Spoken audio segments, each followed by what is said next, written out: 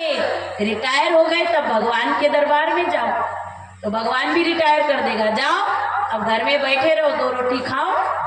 तो आप विचार कब भक्ति करोगे।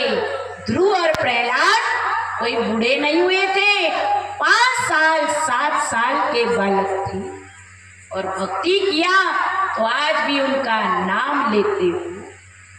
क्यों?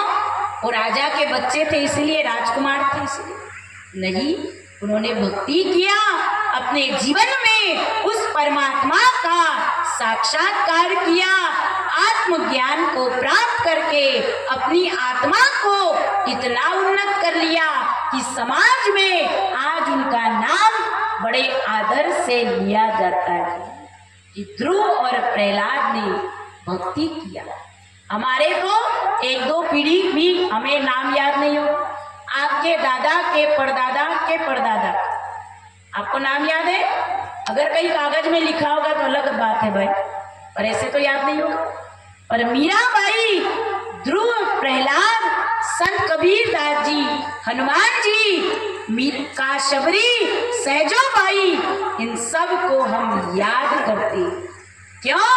क्योंकि उन्होंने भक्ति किया, भक्ति की चरम सीमा पर पहुंच गए तो आज भी हम उन्हें याद करते, उनके भजनों को गाते, उनकी गाथा पढ़ते हैं कि हमें भी अपने जीवन में उनके जीवन से शिक्षा लेनी चाहिए। पर हम एक कान से सुने और दूसरे कान से बाईपास हो जाते। जो बात अच्छी है, जिसको सुनने से, जिसको समझने से कल्याण होता है, वो तो जरा देर भी दिमाग में, मन में ठहरती नहीं। और अगर इसी माइक के द्वारा एक गलत शब्द आपको बोल दिया जाए तो बरसों बाद भी मिलोगे तो याद रहेगा, अरे बहन जी ने हमको गाली दिया था, गलत शब्द बोला था।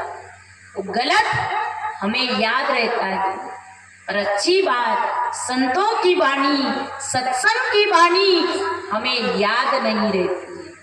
और उसी को याद करोगे, जीवन में जानोगे, तब जाकर के इस जीवन का कल्याण होगा। तो आप जिनकी तस्वीर देख रहे हैं, हमारे गुरु महाराज जी, सद्गुरुदेव श्री सतपाल जी महाराज, जिनके दरबार में केवल सुनाया नहीं जाता, जो सुनाते हैं उसका प्रैक्टिकल अनुभव कराया जाता है।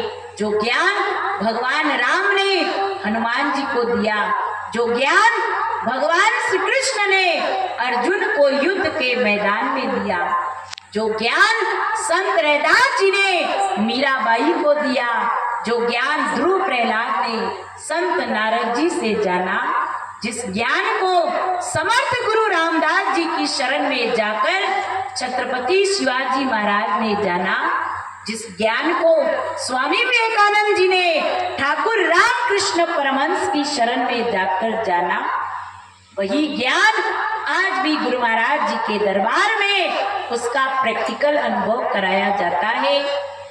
आपको कहीं ना मिले तो गुरु महाराज जी का दरबार खुला है। आइए, संतों से पूछिए, जो सुना रहे हो, जो बता रहे हो, उसका हमें भी प्रैक्टिकल ज्ञान करवाइए। तो दरवाजा खटखटाओगे तो खुला जाएगा, झोली फैलाओगे तो भर दिया जाएगा।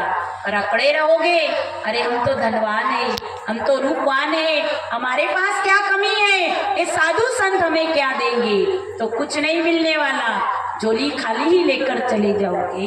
इसीलिए सत्संग विचारों को सुना, उस पर मनन करना, विचार करना। हमारे